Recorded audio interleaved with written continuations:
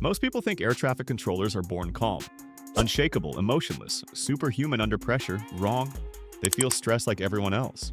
Heart rate spikes, adrenaline hits. Consequences are massive. The difference? They're trained in a cognitive system that makes overwhelm structurally impossible. You drown in tasks. They reduce chaos to coordinates. You react. They triage. By the end of this video, you'll understand how they think clearly while dozens of lives depend on them, and how to steal that system for exams, business coding, or everyday decisions. Chapter 1. They don't multitask, they sequence. Average person brags about multitasking. Email open, phone buzzing. 10 tabs alive, productive no. Cognitive science is clear multitasking is task switching. Every switch burns working memory. Research from the University of California shows interruptions can take over 20 minutes to fully recover from. Air traffic controllers do not multitask. They sequence one aircraft, one instruction, one confirmation, then next. They process in controlled loops. Why? Because working memory is limited. Psychologist George Miller called it the magical number 7. That's your cognitive ceiling. You overload it constantly. They protect it aggressively. If you want to think faster, stop juggling. Start sequencing one math problem, one paragraph, one code block. Finish, confirm, move. But here's the problem though. Sequencing alone doesn't prevent overload. Chapter 2. Externalize memory. Average person tries to remember everything. To-do lists in their head. Deadlines floating vaguely. Ideas half-held. That's cognitive suicide. Air traffic control rooms are visual systems. Radar screens, flight strips, checklists. They don't rely on memory. They offload it. Psychologists call this cognitive offloading. When you externalize information, you free working memory for higher-level thinking. Pilots use checklists for the same reason. Not because they're dumb, because memory is fragile. You think intelligence means remembering more. Wrong. Intelligence often means structuring better. If you're studying, write the structure first. If you're planning a project, map tasks visually. Stop trying to be a human hard drive. Your brain is RAM. Treat it like RAM. But here's the deeper layer. Externalizing helps clarity. It doesn't create prioritization. Chapter 3. Triage thinking. When multiple planes approach the same airspace, controllers don't panic. They triage. Which aircraft is closest? Which has least fuel? Which is fastest? They rank urgency. Average person treats all tasks equally. Answering a notification feels as urgent as finishing a thesis. Idiots. Controllers operate by risk hierarchy. Highest consequence first, lowest consequence later.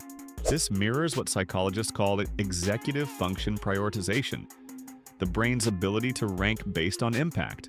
If you don't consciously rank tasks, your emotions will rank them for you. And emotions are terrible managers. Before studying, ask, what topic carries highest exam weight? What concept appears most frequently? What mistake costs most points? That's triage. But here's the thing though, even with sequencing and triage, panic can still hijack performance. Chapter 4. Scripted responses. Air traffic controllers don't improvise language. They use standardized phraseology. Short, clear, predictable. Why? Because stress reduces working memory capacity. When adrenaline rises, complexity must fall. Under pressure, your brain shrinks to survival bandwidth. If you rely on improvisation, you stall. Controllers train scripts until automatic. Cleared for takeoff. Descend and maintain. Precise phrasing prevents cognitive overload. In learning, build scripts. Presentation.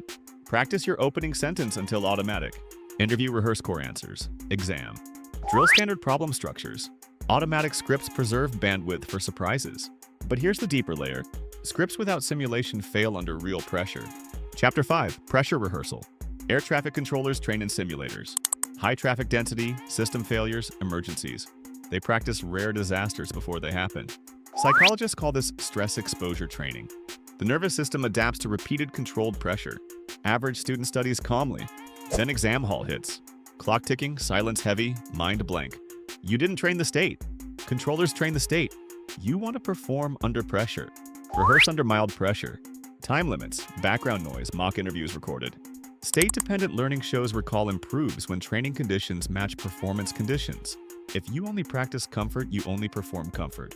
Hit subscribe before you forget this. We eliminate overwhelm here. Now zoom out. Why don't air traffic controllers get overwhelmed? Because overwhelm isn't about workload. It's about structure. They sequence tasks, externalize memory, triage by consequence. Automate scripts, simulate pressure, system beats stress. You don't rise to motivation. You fall to structure. But here's the problem though. Even the best structure fails if you're running on empty. Sleep deprivation impairs executive function and emotional regulation dramatically. Studies show fatigue reduces decision accuracy and increases impulsivity. You cannot triage effectively with a tired brain. Controllers are strictly regulated on rest hours. Because fatigue kills clarity, you treat sleep like optional. Then wonder why small tasks feel overwhelming. Overwhelm isn't always workload. Sometimes it's biology. And here's the final layer. Even if you adopt this system, if you're focused on the wrong tasks, you'll become extremely efficient at the wrong things. Controllers don't monitor every aircraft in the world, only the ones in their sector. Define your sector. What actually matters this week? What's within your responsibility?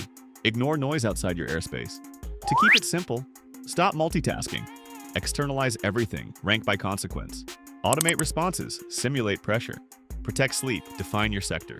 That's the air traffic control brain. Not superhuman, systematic. But here's the thing though. Clarity under pressure is useless if your attention span is shattered by constant distraction. Notifications train reactive thinking. Reactive thinking creates chaos. That's why I made a video breaking down how to build deep, controlled focus in a world engineered to hijack your brain. Because if you can't control attention, you can't control thinking. Watch that next.